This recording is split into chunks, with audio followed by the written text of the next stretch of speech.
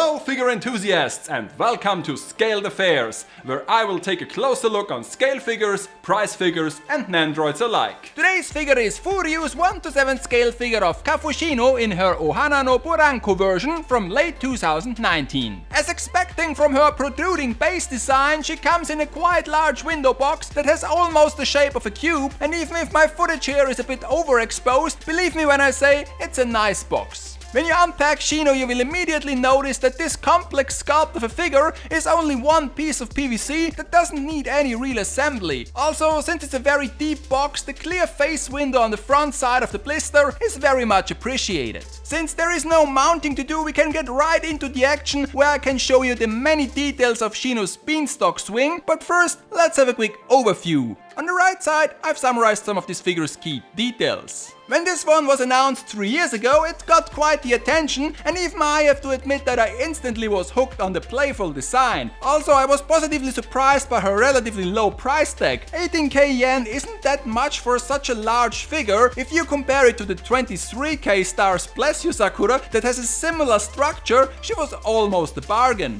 But like always, the devil lies in the details. For once, this beanstalk, or whatever you call it, has some hefty glue seams, and the translucent parts of it are really not that great. To this day I don't know why they even bothered to give half of the tendrils a transparent look. When will figure manufacturers acknowledge that trans-clear doesn't equal invisible? I can understand if they do it for mounting bars and stuff, but here it would have looked much better if all of the vines had a gentle green to them. The base, on the other hand, with all its flowers, is really pretty and provide a solid stand. On the left side of the beanpole you have a wooden sign and a platform with a somewhat detailed wood structure. The sign reads the name of the show in Japanese and English, and the platform above is an alternative resting place for Tippy. Unfortunately, it appears that the tip of Chino's ahoge broke off. I really don't know if it came that way or if I damaged it when I was trying to place Tippy on her head, but anyway, please be careful when doing so. The beanstalk and also the flower ropes of the swing are pretty flexible, but her hair is definitely not. The figure itself might be even overlooked with all these distractions around her, but despite of her simple outfit and design, she is really well sculpted. The print on her dress is very sharp, and the baby blue ribbons on her feet and shoulders provide contrast to an otherwise pale figure. Chino's facial expression is fitting the scenery, I guess. Whenever you have an expression that deviates from a standard smile, you will always have people who like it and some who don't. But in terms of quality, it's very much presentable. Paint job is excellent, and luckily the eyes themselves remain flat colored. Tippy is your standard white blob, but this one has a gentle touch of golf ball structure to it. Last but not least, this figure also features a small bird theme, and the nest as well as the two birds that surround Chino are nicely colored while staying out of the main focus. In conclusion, this sculpture is a bit more base and a bit less figure, but I can't think of any other Chino, yet alone figure, that is similar to her.